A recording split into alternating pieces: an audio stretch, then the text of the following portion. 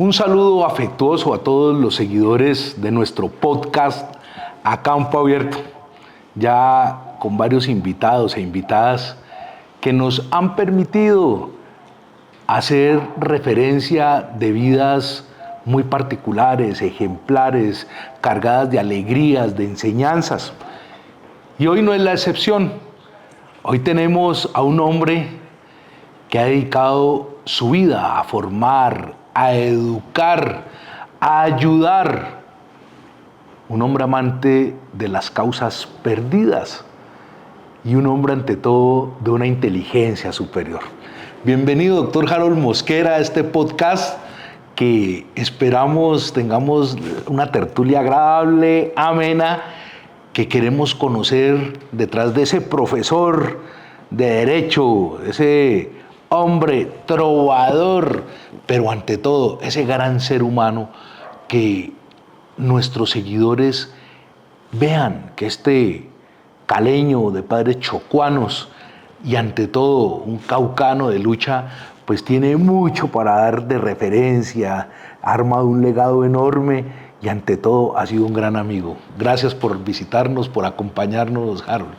Hombre, Oscar, muchas gracias. La verdad es que muy complacido y agradecido de esta invitación porque pues esa es la mejor manera de reencontrar nuestra amistad de tantos años y de tanto afecto. Yo quiero romper el hielo rápidamente porque nosotros somos amigos desde hace muchos años, pero de cierto tiempo para acá empecé a ver a un Harold poeta, trovador, con seguridad de mucho tiempo atrás tiene esa aptitud, pero esa sabiduría es muy particular. ¿Se le mide a que hagamos unas trovitas? Claro que sí. Bueno, aquí hay unas palabras que preparamos con el equipo y mirarán a este gran señor. Patojo. Al llegar a Popayán, caminé por sus calles con arrojo y vi muchos hombres descalzos y comprendí por qué les decían patojos. Oiga pues, Pipián. La gastronomía payanesa es sin igual en el mundo. Se caracteriza por el pipián que se consume en un segundo. Es una comida especial y por todos celebrada. Algunos comen tamal y otros comen empanada. Oiga pues, salsa. Es el ritmo que recorre el mundo poniendo a todos a bailar. La salsa llegó para quedarse, para ponernos a disfrutar. Anaco. En Silvia tengo un amigo que por valiente le dicen berraco. Es un guambiano querido y siempre viste su anaco. Universidad del Cauca. La Universidad del Cauca es una gran institución, nuestra escuela de la vida, alma mater del corazón. Derecho laboral. Es una disciplina especial donde se defiende de tajo el derecho laboral al ser humano del trabajo. Oiga, mi respeto. ¿Usted quién le enseñó a trovar? ¿Dónde aprendió? ¿Cuándo se dio cuenta que tenía esa aptitud? Bueno, de niño resulta que mi padre, José Onofre, era un campesino chocuano que apenas hizo primero de escuela, aprendió a leer y a escribir, y todo lo que se le atravesaba lo leía, pero además se aprendía las cosas. Entonces de niño él recitaba poemas que había aprendido y nos proponía a los hijos que los aprendiéramos y los repitiéramos. De 4 hermanos, el único que se interesó, que le llamó la atención, fui yo. Entonces empezamos desde esa época una competencia con mi papá al que más poemas aprendiera, porque la cuestión era que había que aprenderlos de memoria. Y el reto más grande es un poema de 30 estrofas en décima que se llama La Gran Miseria Humana. Terminamos recitándolo los dos, pero entonces son 30 estrofas, cada una de 10 líneas, entonces cada uno recitaba una línea, una solita. Una noche de misterio estando el mundo dormido, buscando un amor perdido, pasé por el cementerio. Desde el azul hemisferio la luna su luz ponía sobre la muralla fría de la necrópolis santa, en donde a los muertos canta el búho su triste elegía. Esa es la primera de las 30 estrofas que nos divertíamos con mi papá recitándolas una detrás de otra entre los dos. Es una maravilla. A nosotros que nos regañaban por las tablas de multiplicar y usted poemas de 30 estrofas. Oiga, usted tiene un canal de YouTube, lo revisamos, más de 200 videos, en su gran mayoría musicales. Le canta a los amigos, le canta a la familia, le canta a los que ya no están. Vi particularmente una canción, la de su familia, 7 minutos. ¿De verdad que es fuente de inspiración? Sí, yo creo que de todas las canciones que he escrito es la más sentida porque cada estrofa de esa canción es un capítulo de la historia de nuestra vida. Y hay una anécdota muy simpática. Cuando estaban los músicos grabando en el estudio, pues no, una canción de 7 minutos no tiene presentación, entonces dijeron, no, eso hay que recortarlo. Entonces el maestro, director musical, me llama y me dice que si había alguna posibilidad de recortarle una estrofa o dos a la canción. Entonces le dije, maestro, es imposible, esa canción no es para que suenen las emisoras ni para publicidad, eso es solamente para compartir con la gente que tenga interés en lo que ha sucedido con nuestra familia. Entonces yo le voy a robar 2 minutos para demostrarle por qué no se le podía quitar ni una estrofa al poema. Dice, cuando niño la pobreza habitaba en nuestra casa, era la comida escasa y había solo una pieza. Mi madre hacía limpieza enseñándonos valores, mitigaba los dolores con sus canciones de cuna, como mi madre ninguna, siempre dándonos amores. Mecánico era mi padre, honrado y muy diligente, en su proceder prudente, fiel al amor de mi madre. Yo le aseguro, compadre, nuestro hogar era armonía. No había bienes de valía, pero tampoco tristeza, porque la mayor riqueza era en casa la alegría. Una cama para 3 compartíamos pequeños, construíamos los sueños al derecho y al revés. Un colchón para 6 pies fortalece la hermandad. El afecto es de verdad y la relación sentida se daría hasta la vida al otro en necesidad. Una preciosa hermanita completaba la familia. Fueron días de vigilia en los que nació Norita. Tan pequeña y tan bonita parecía una muñeca. Le hacíamos cada mueca para hacerla sonreír. Qué bien se puede vivir cocinando con manteca. La pública educación fue nuestra oportunidad, el hacernos realidad, el cambiar la situación.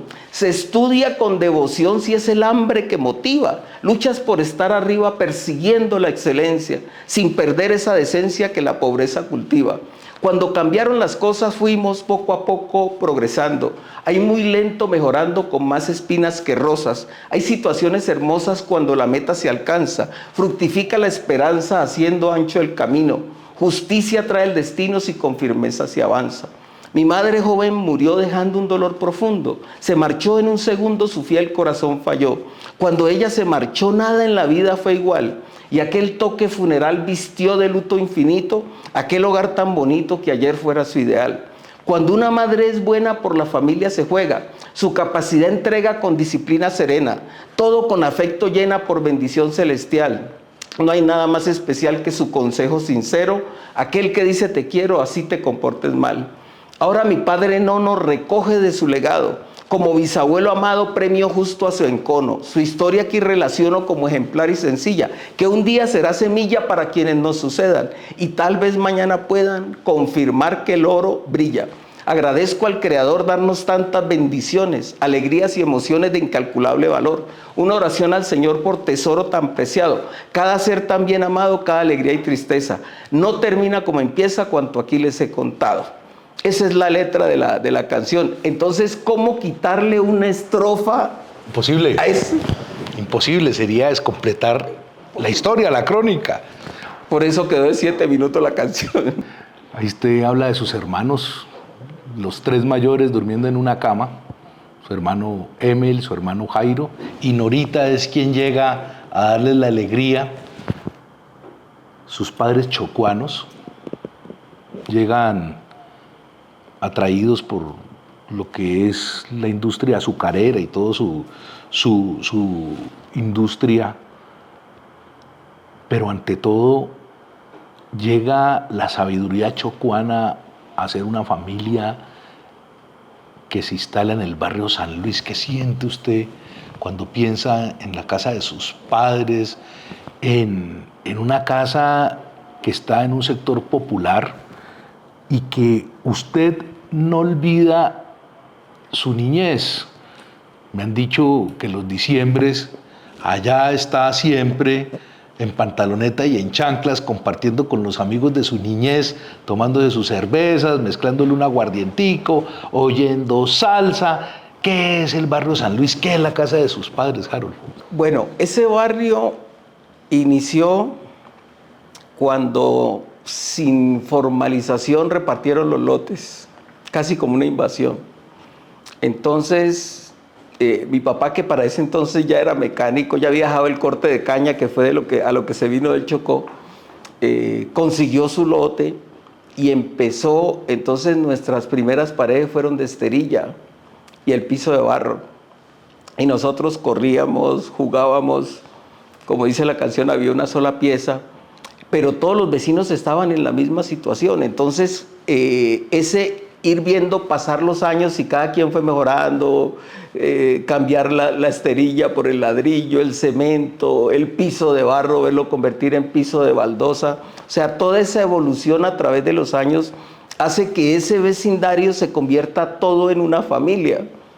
Y entonces ahí, como dice la canción de Rubén Blades, nacimos de muchas madres, pero aquí solo hay hermanos. Entonces todo eso es una hermandad que hace que celebremos el Día de la Madre, el Día del Padre, el 24 de diciembre, el 31, siempre de la misma forma. Cerramos sin permiso de las autoridades las dos esquinas y el vecino que tenga el mejor equipo de sonido pone la música y entonces compartimos todo, la rumba. Allí nunca hubo una pelea, nunca hubo un problema. Y por supuesto, ahora en octubre, el 6, cumplimos año el mismo día. El 6 cumplo 62 años, que es la edad pensional. Y hasta ahora, los 61, 24 y 31 de diciembre de mi existencia, todos los he pasado en San Luis. Entonces, la mejor forma de responder esa pregunta es: no hay un 24 o un 31 de diciembre de mi existencia que yo no haya estado en ese barrio, y aspiro hasta el último día de mi existencia, ojalá sea un 24 o un 31, estar allí en medio de la rumba. Pues qué belleza de historia. Pero esas paredes de esterilla fueron recibiendo reconocimientos. Reconocimientos como el mejor estudiante de Cali, el mejor ICFES del Valle.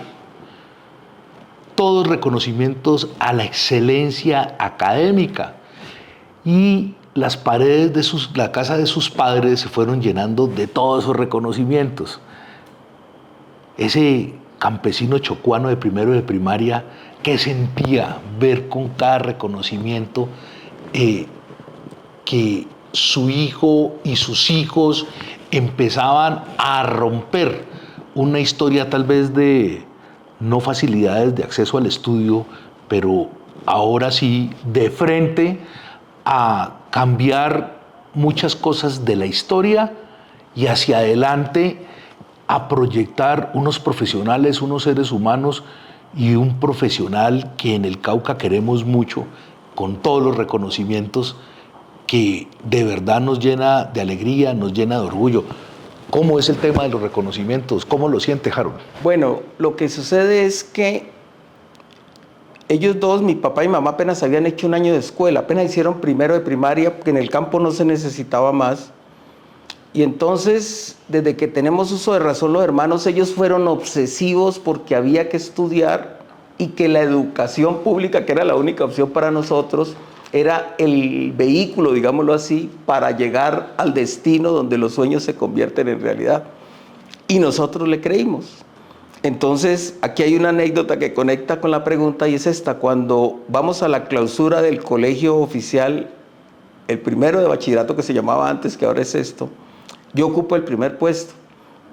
Entonces mi mamá, contenta con el diploma y la medalla que me dieron, me dice, le voy a dar un regalo. Y me lleva a una heladería y me compra el mejor helado que hasta ese momento yo había visto y no había podido consumir, que se llamaba un banana split. Entonces eso traía 3 bolas con un banano y una crema. Yo nunca me había comido un helado de esos. Y la emoción de celebrar ese primer lugar con ese banano fue infinita. Y lo mejor es que cuando termino, me dice mi mamá, si en segundo vuelve a ocupar el primer puesto, se come su segundo banana split. Entonces, por supuesto, yo me hice matar en segundo para ganarme mi banana split, y en tercero, y en cuarto, y en quinto, y en sexto. O sea que hoy es 11. Entonces, fueron 6 banana split en esos 6 años del bachillerato, que los disfruté muchísimo y que fue como la semilla para lo que hicimos luego en la universidad. Y el remate de la anécdota es este: cuando mi hijo mayor fue a la universidad, me acordé de la banana split. Le dije, mi hijo, el semestre que usted ocupe el primer puesto, le regalo un carro para que vaya a la universidad. El hombre se graduó y el CDT se quedó inmaculado. O sea, no fue capaz de ganarse el carro para ir a la universidad. Sí, yo decía, pero yo me hacía matar por una banana split, pero valía más para mí la banana split que el carro para él. Desde luego. Oiga, qué bonita historia. Antes de irnos del barrio San Luis y de Cali para llegar a Popayán, todo poeta es enamorado. Por ahí me contaron que usted, en medio de sus necesidades, pero siempre la alegría, siempre esa chispa para hablar, y a usted le gustó una muchacha para en el barrio San Luis, y usted le salía al corte, al paradero, y ya le tenía el horario marcado para irla a ver cada día, hasta que le paró las bolas la muchacha. Y le paró tantas bolas que después se casó con ella. ¿Cómo fue eso? Bueno, la verdad es que fue exactamente así. Son las historias del barrio popular donde todos nos enamoramos, nos flecha Cupido.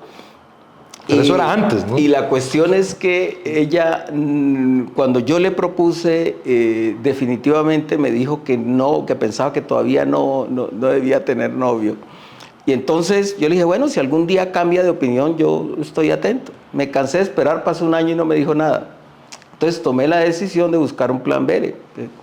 Me interesé en otra muchacha, le propuse que fuéramos novios. Y me dijo, mañana a las 8 de la noche. Pero le esperó un año. La muchacha fue un año guardando disciplina. Entonces, después del año, le propuse a la otra muchacha el plan B. Ella me dijo, vaya mañana a las 8 de la noche. Al otro día, pues la mejor pinta, que no era mucha, eran 3, había que escoger las 3, la mejor pinta, y un ramo de flores que me robé en un jardín de algún vecino. Yo iba contento con mi ramo de flores, y para ir a la casa de esta muchacha del plan B, tenía que pasar por la esquina de la que hoy es mi señora. Yo paso y volteo a mirar y observo que ella está parada en la puerta. Son cosas del destino, ¿no? Entonces yo la saludo, ella me saluda y luego me hace así. Claro, una cosa es así y otra cosa es... Yo dije, me está llamando. No, ya con ramo de claro, flores. Entonces ya me fui, pero no, ya no había visto las flores. Entonces, claro, yo digo, ¿yo cómo voy a llegar con ramo de flores si esto es otro programa? Entonces yo, claro, yo pongo las flores atrás, las tiro al piso y llego pues a ver qué es lo que hay, ¿sí? Entonces ella me dice, ¿se acuerda de la propuesta que me hizo hace un poquito más de un año? Y dije, claro, sí me acuerdo. Dije, quiero decirle que acepto. Dije yo, miércoles, no hubiera botado la flor. Yo no sabía para qué me estaban llamando. Pues boté las flores, que hubiera quedado como un príncipe ahí. Pues. Entonces, claro, yo me quedé allí. Y al otro día, pues la muchacha vino a decirme hasta de qué me iba a morir, pues, ¿no? Insultarme. Porque el plan B. Estaba esperándome para decirme que sí, pero yo nunca había llegado. Por supuesto, creo que solamente si ve este podcast se va a dar cuenta qué fue lo que pasó, porque nunca le dije la verdad. Cosas que pasan solo en Cali. Oiga, su casa, tiene una casa muy bonita, en el norte de Cali. Fue de un cantante que ya murió, famoso, caleño, Oscar Golden, llena de arte, de cuadros. ¿Desde cuándo esa inspiración por el arte?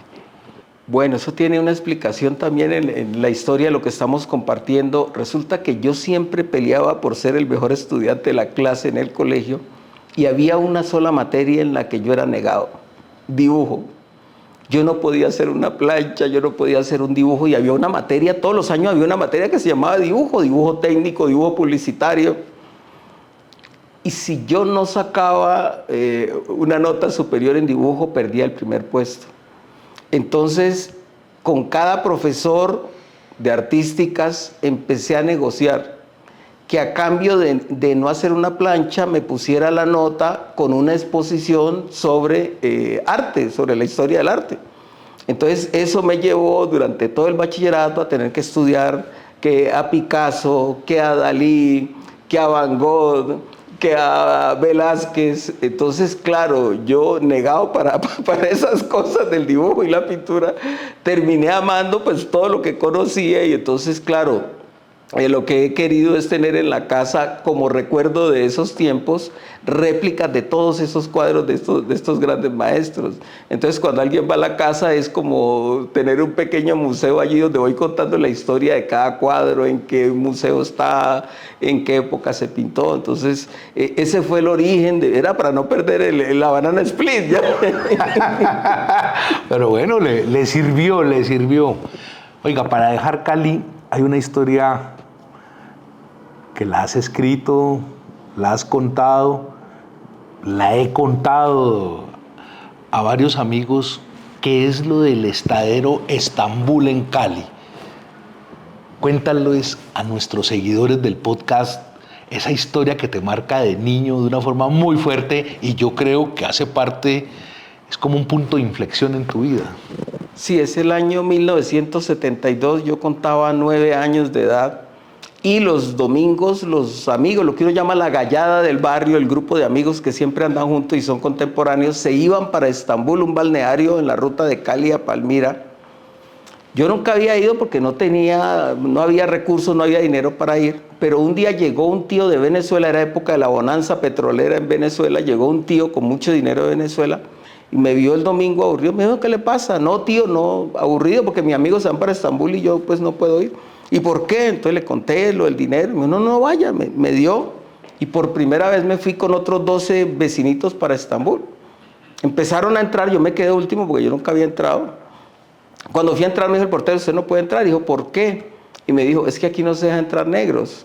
Le digo, ¿cómo así? Me dijo, sí, mire, no hay ningún negro bañando en la piscina. Y digo, ¿y por qué no dejan entrar negros? Me dijo, no, es que de pronto tienen alguna enfermedad y contagian a los demás.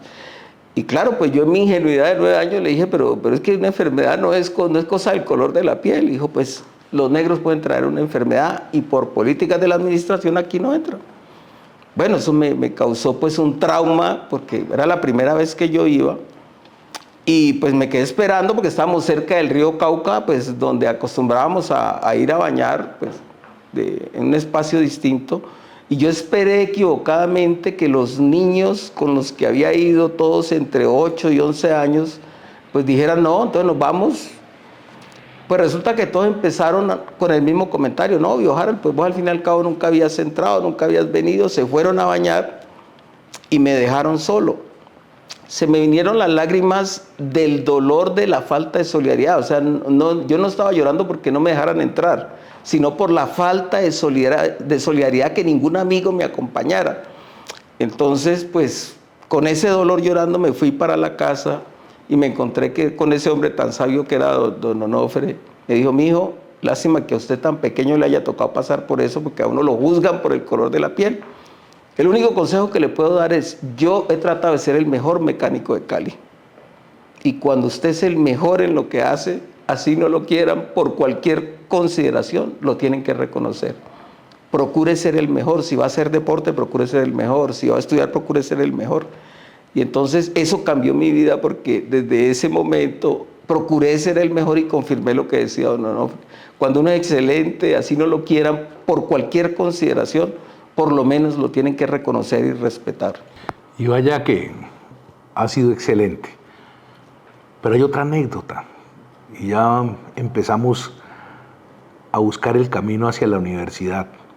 Como la anécdota de las paletas. ¿Tiene algo que ver con tus padres, paletas, universidad? Bueno, digamos el tema de la universidad y lo que merece ser contado, ¿no? Es la tragedia que significó para mí el que fuera mi papá, que había sido vendedor de paletas en la Universidad del Valle, que se sentaba a escuchar las clases en la cajita esa icopor en la que vendía las paletas, y ahí surgió la idea de que sus hijos debían ir a la universidad. Y entonces cuando yo le digo a mi papá que voy a estudiar Derecho, que quiero ser abogado, me dice no hay ninguna posibilidad. Todos los abogados que yo conozco son bandidos y yo no quiero un bandido en mi casa. Usted no puede estudiar Derecho. Claro, como yo pues tenía el puntaje más alto del IFES, entonces eso para darle gusto a mi papá fue lo que me trajo a la Universidad del Cauca a estudiar Derecho. Pero inicialmente electrónica. A estudiar electrónica, sí, electrónica.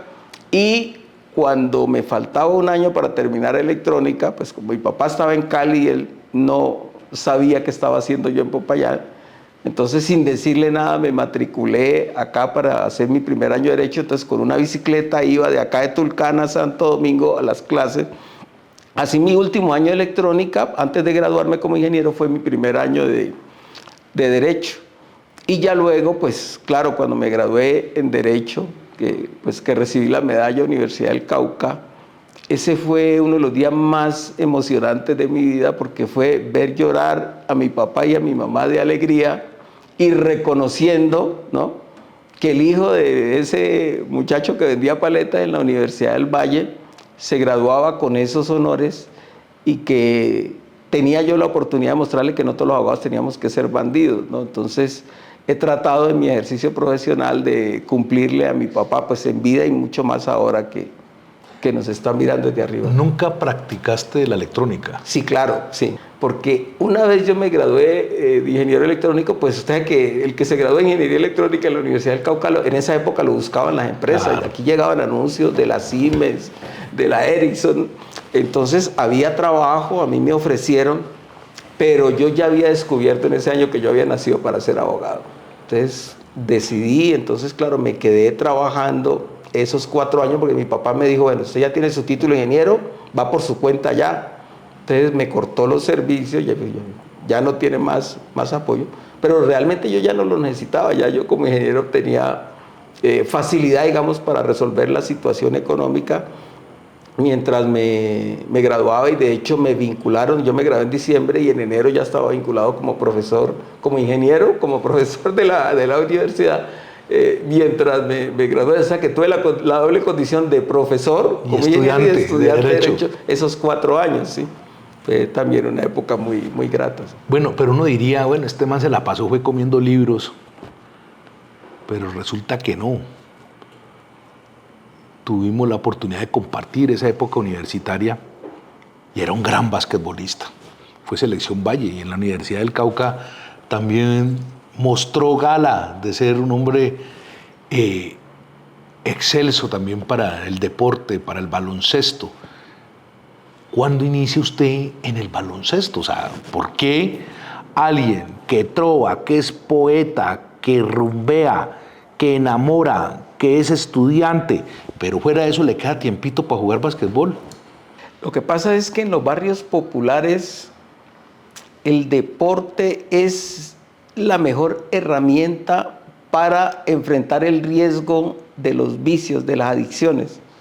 Entonces, cuando nosotros estábamos de niños, de muchachos en el barrio, era la época de la marihuana. O sea, la mayoría de los muchachos en el barrio eran marihuaneros. ¿Probaste la marihuana? No. ¿Nunca? No, eso nunca estuvo dentro de las posibilidades de nosotros. Pues claro, nos tocó en el ambiente entorno y en todo, pero para nosotros el compromiso que teníamos era imposible, y adicionalmente que había una familia Angulo Cabezas de Barbacoas, una familia parecida a la nuestra, y entonces estos eran los líderes cívicos, digámoslo así.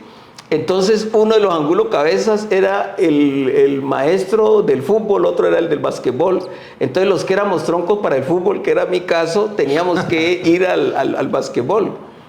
Y claro, los que nos entusiasmamos, tomamos la disciplina del deporte, y había un carnaval en el barrio cada 8 días, los sábados y los domingos, que el equipo de baloncesto jugaba, porque nosotros en San Luis éramos invencibles, o sea, allí no nos podía ganar nadie ya. Entonces, la disciplina del deporte, sumada con ese afán, ese anhelo de la academia para salir adelante, pues es una combinación que no tiene pierde. Entonces, claro, cuando yo llegué a la universidad, pues la gente se aterraba porque realmente yo era la estrella del equipo de basquetbol de la universidad, pero era un excelente estudiante tanto en electrónica como en derecho. Entonces eso no es común porque los buenos estudiantes, los buenos jugadores ni siquiera quieren estudiar. Entonces la gente pensaba que yo era un estudiante vago porque yo, la verdad, la mitad de mi tiempo lo dedicaba al deporte, y ya con el tiempo pues la gente descubrió que no, que yo estaba estudiando en electrónica, que era lo más complicado. Con medicina aquí yo no tuve problema nunca con ninguna materia. Pero sí, o sea, es un binomio que yo les recomiendo mucho a los jóvenes, practicar un deporte, porque la disciplina del deporte lo lleva a uno derechito, y al mismo tiempo procurar la excelencia en el estudio, la excelencia en la academia, porque ya cuando uno sale al ejercicio profesional es que se da cuenta del valor que tiene ese binomio. Hay muchas formas de iniciar laboralmente cuando uno está recién egresado. Pero vaya particular forma de Harold con el derecho. Su horario de atención iniciaba cuando todos terminaban su horario laboral y trabajaba en la madrugada. Pero además le cobraba al que tenía con qué, y al que no tenía, pues con Ave Marías podía pagar. Y su pool de abogados eran los mejores de la universidad. ¿Qué historia más bonita? ¿Qué recuerda de esa etapa? Bueno, eso fue como una aplicación de la ingeniería al derecho, podríamos decir, ¿no? Porque claro, yo ya tenía mi formación como ingeniero, entonces lo que pensé fue, bueno, a un abogado sin experiencia no lo busca nadie. Entonces, ¿qué hacer? ¿Qué me invento para tener una clientela desde que abra la oficina? Entonces, allí, con lo aprendido en ingeniería, llegué a la conclusión, yo dije, mire, ningún abogado atiende de noche, ningún abogado atiende gratis, todos cobran la consulta. Entonces dije, si yo pongo con atención nocturna y consulta gratis, en poco tiempo la oficina está llena. Y así fue. Empezamos a atender a las 6 de la tarde, 6:30 de la tarde, y terminamos dando citas hasta las 3 de la mañana. O sea, había gente que iba a las 3 de la mañana a la consulta, y como era gratis, entonces eso pues marcó, digamos que una época en Popayán, porque ningún otro abogado hizo competencia. A veces si montaba un negocio, empiezan a montar otros de competencia. A nadie se le ocurrió en Popayán hacer lo mismo, de atender de noche y hacer la consulta gratis. Entonces, pues eso nos permitió constituirnos en una escuela, por así decirlo, donde los mejores estudiantes que conocimos en la facultad, pues los invitamos a pasar por la oficina, y hoy pues son verdaderas catedrales del derecho en el departamento y en el ámbito nacional. De verdad que pues esto es una gran enseñanza para todos los abogados que siguen a campo abierto, a los que están terminando derecho, a los que están recién graduados, ver cómo se fue conectando también con la parte humana. Usted es un hombre laboralista que ha tenido que ver con todos los logros colectivos de muchos sindicatos, pero también ha estado en lo penal, no solo en lo nacional, también en lo internacional. Cuéntenos la historia de ese niño colombiano que fue adoptado por una pareja sueca. Ese, sin lugar a dudas, que ha sido el caso más importante de nuestra historia, ¿no? Es un niño que nace en diciembre de 1991. Cuando contaba 11 meses de nacido, fue secuestrado junto con su mamá y con un hermano del papá, con un tío. Al hermano del papá, o sea, al tío y a la mamá, los asesinan, y al niño lo abandonan en Pasto, los secuestradores.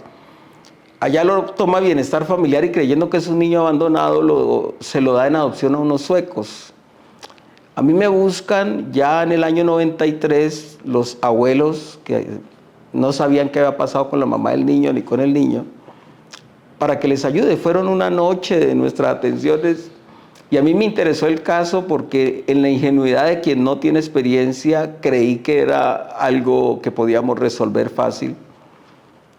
Y asumimos el reto, empezamos a buscar a ese niño. Primero descubrimos que lo habían abandonado en Pasto porque hicimos publicidad y uno de los secuestradores se conmovió, hizo una llamada anónima y dijo que lo buscáramos en Pasto. Llegamos a Pasto y nos dijeron no hay nada que hacer, el niño está en el exterior dado en adopción. Entonces nos tocó enfrentar a Bienestar Familiar y conseguir levantar, eso tiene una reserva legal de 30 años, nos dieron que volviéramos a los 30 años.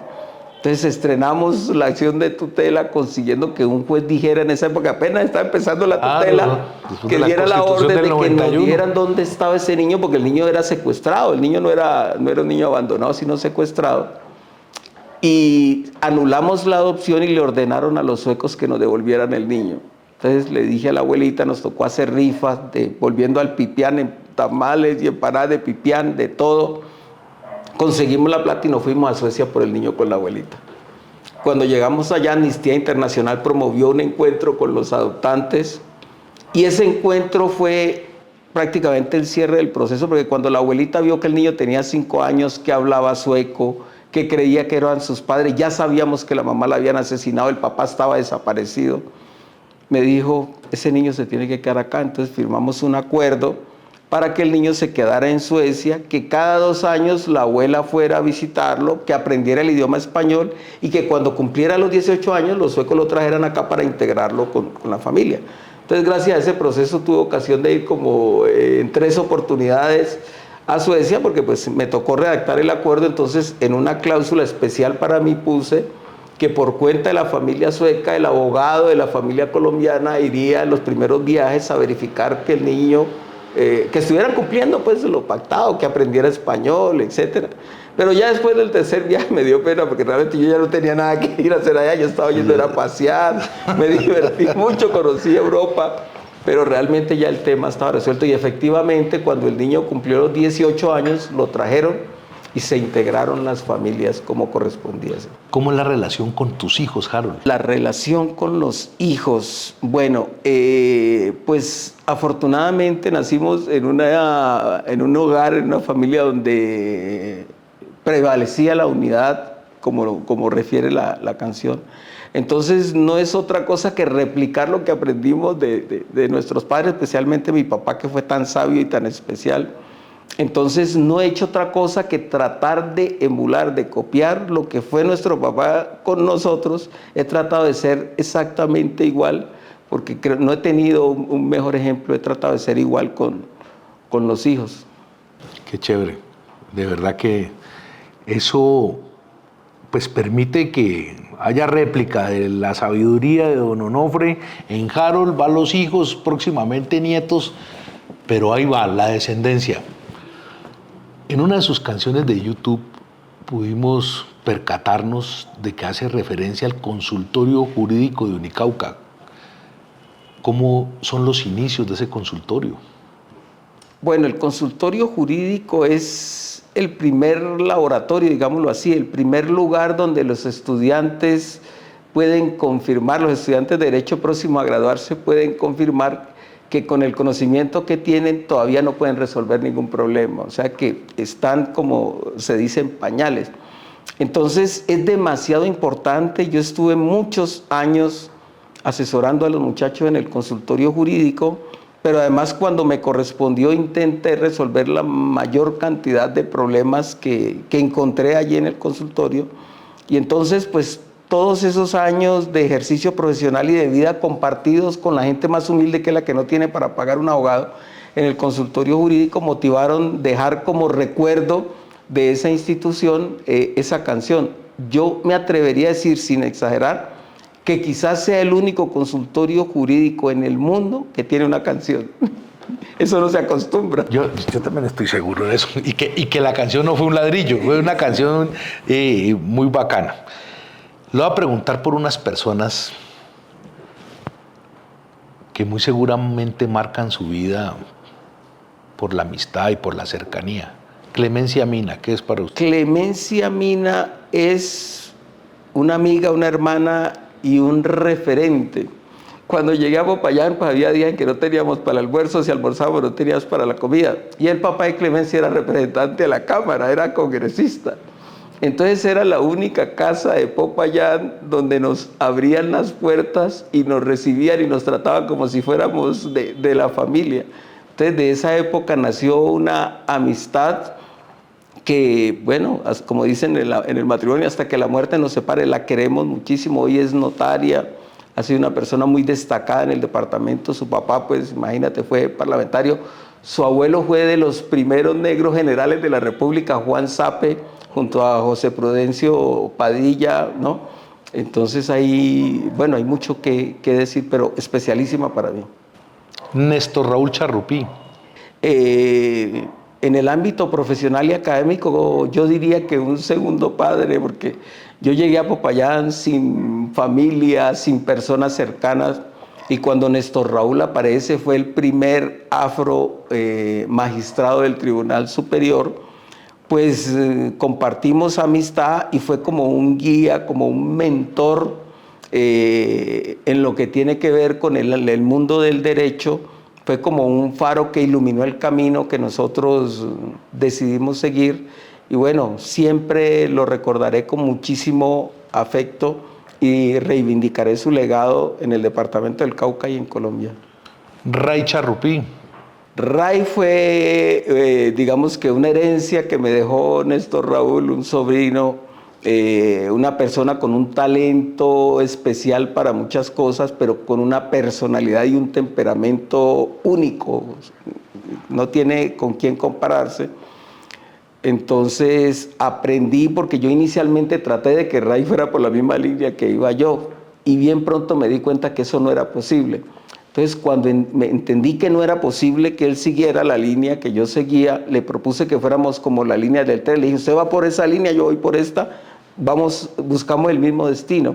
Entonces, con Ray tengo como esa enseñanza de que cuando un padre tenga un hijo, que no le copie, que no acoja sus consejos, pero que tenga sus talentos, hay que ponerlo en una línea paralela con la línea del padre, donde vayan los dos empujando el tren hacia el destino donde, como decía ahora, los sueños se convierten en realidad. Porque si forzamos al muchacho a que vaya por la misma línea de la excelencia, de que todo tiene que ser impecable, posiblemente lo vamos a llevar al fracaso. Yo hago parte de los muchos que lo quisieron tentar con la política. ¿Por qué nunca aceptó el reto de la política? Bueno, la primera razón es que mi papá y mi mamá nunca estuvieron de acuerdo con eso. Cuando yo estaba en el colegio, pues como me destacaba por ser un buen estudiante, los directivos del colegio eran políticos, en esa época unos liberales, otros conservadores. Entonces alguno de ellos me invitó a unas reuniones y yo pues era un menor de edad, pero entonces hacía muy buenos discursos y se fueron entusiasmando conmigo. Llegó un momento en que a mí me llevaban a las reuniones políticas y me ponían a echar discursos.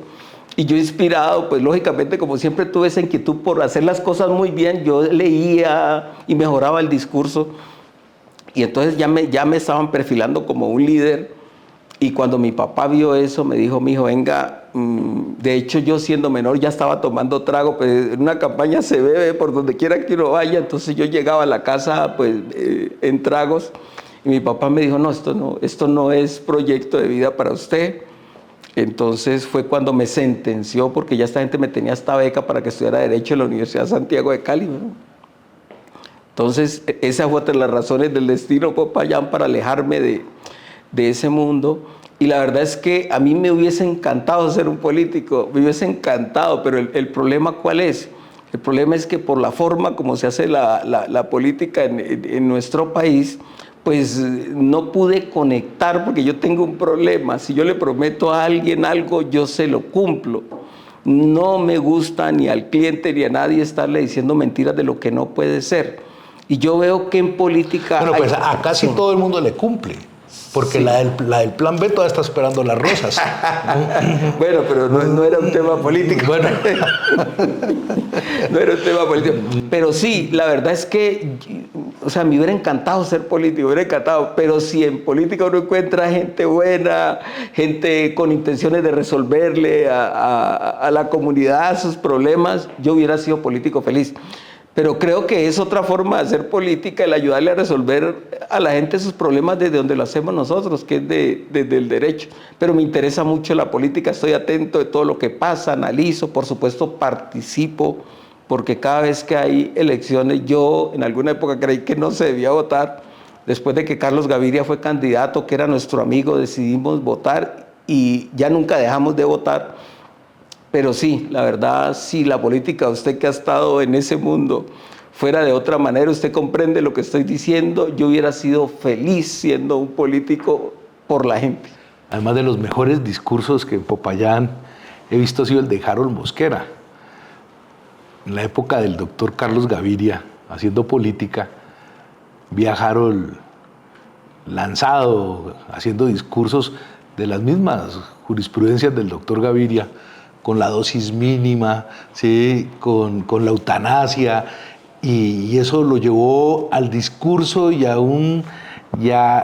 unas palabras muy coloquiales que todo el mundo las pudiera entender, pero era una maravilla, donde había unos conglomerados de gente expectantes cada vez que Harold salía a darse un discurso. Pero entiendo, don Ofre, si don Ofre no quería que usted estudiara Derecho, porque decía que los abogados eran unos bandidos, imagínense la política, lo que podía pensar don Ofre, que hasta razón mucha tendrá, ¿cierto?, frente a las prevenciones, por todo lo que uno mira y ve y con lo que de una u otra manera se lucha. En una de sus canciones dice que a través del tiempo usted esperaba rosas, pero fue encontrando espinas. ¿A qué se refiere?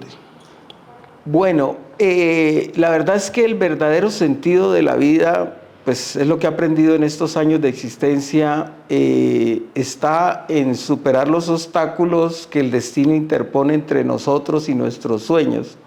Entonces, las espinas son esos obstáculos necesarios para que tenga valor el logro, el éxito.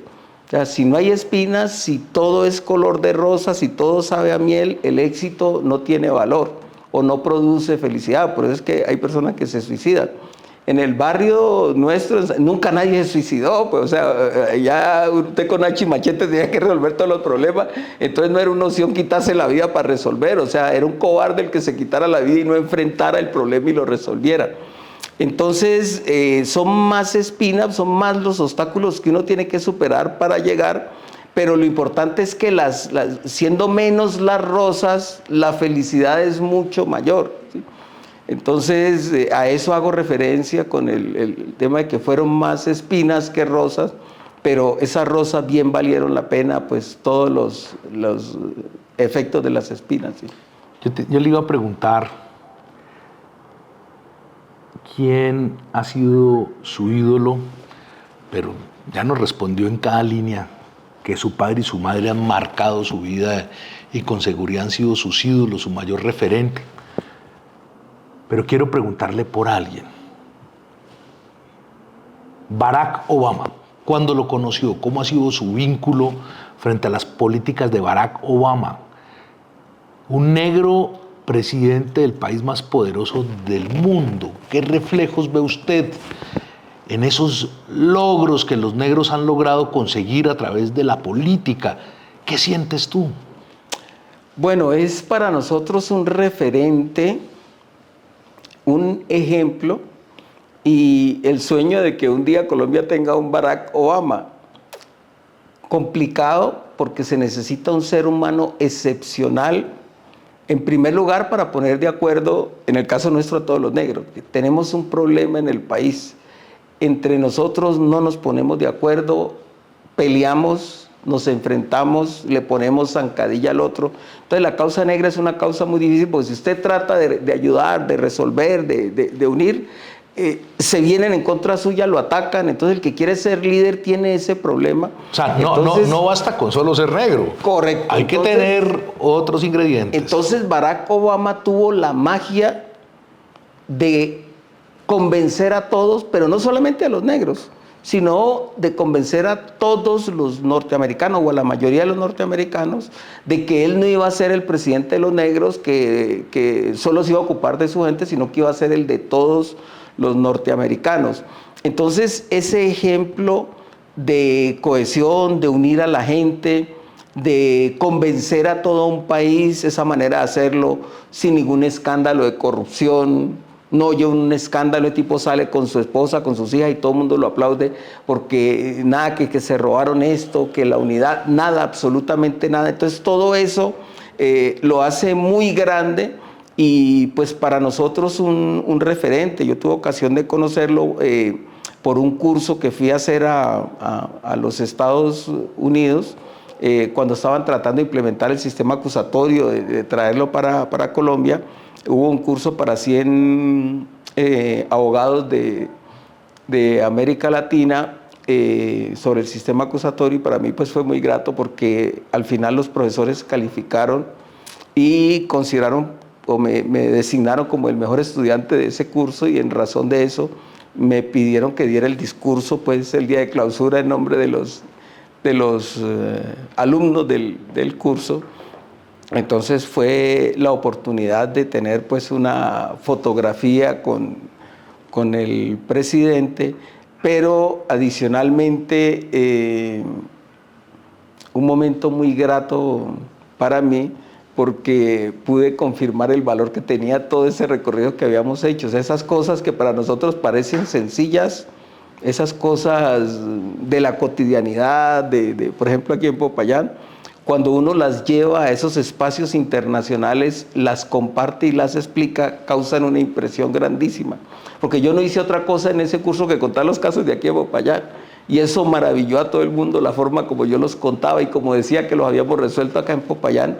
Eso pues impresionó y de hecho en la Universidad de California, en San Diego, todavía está el discurso, lo presentan como una publicidad de la universidad, allí lo pueden encontrar, si parte del discurso está allí dándole publicidad a la universidad.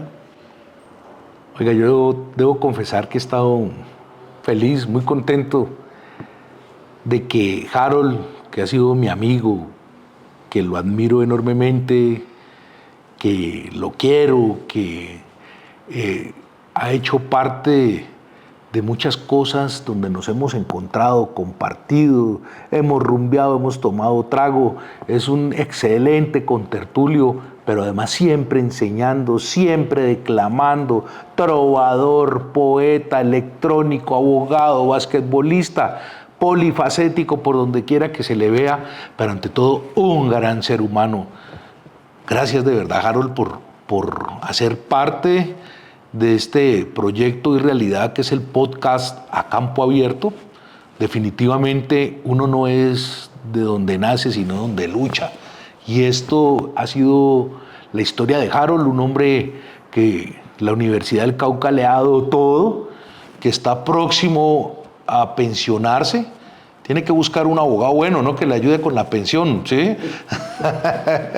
Y de verdad que yo estoy seguro que este profesor ha marcado la vida de muchísimos abogados. Basta darse una vuelta, reto a cualquiera, que vaya y mire los mosaicos de los egresados de Derecho y hagan una estadística del profesor que más aparece en los mosaicos, que eso es un tema de afecto, de cariño y de admiración, y lejos es Harold Mosquera Rivas.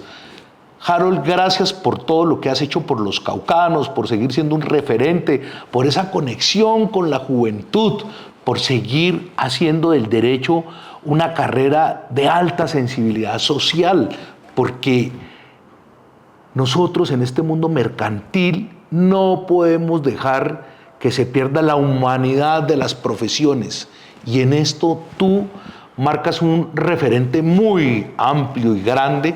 Y bueno, vamos para adelante. Dios te bendiga a ti, a tu familia, que sigas deleitándonos con la música en tu canal YouTube. Somos seguidores del mismo.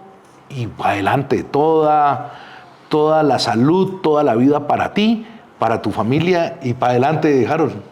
Bueno, Oscar, también muy agradecido por este momento de, como se dice, desnudar el alma Y de las frases de Héctor Lavoe, hay una que hace poco una niña en un colegio recordó y me impresionó que la niña en su despedida tomara ese referente, porque es una frase que de alguna manera describe lo que hemos hecho tú y yo en este departamento.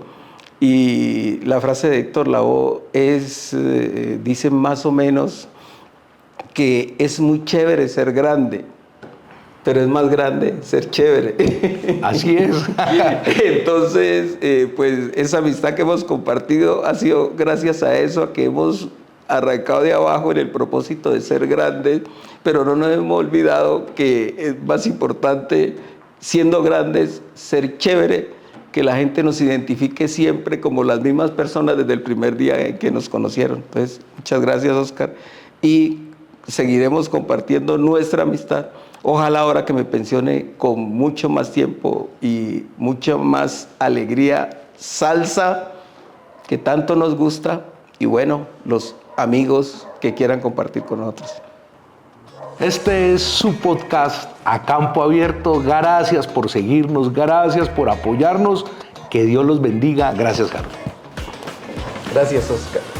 Me despido con un verso: antes que me vean muerto. Agradecido, mi pana, por traerme a Campo Abierto. Gracias, gracias.